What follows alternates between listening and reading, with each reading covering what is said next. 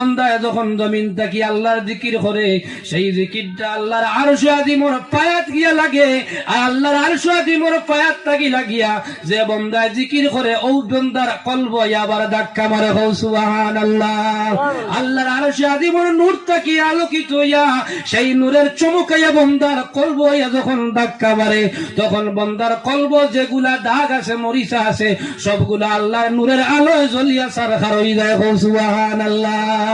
একবার কও লা ইলাহা ইল্লাল্লাহ, লা ইলাহা ইল্লাল্লাহ, লা ইলাহা ইল্লাল্লাহ, লা ইলাহা ইল্লাল্লাহ, লা ইলাহা ইল্লাল্লাহ, লা ইলাহা ইল্লাল্লাহ মুহাম্মাদুর রাসূল।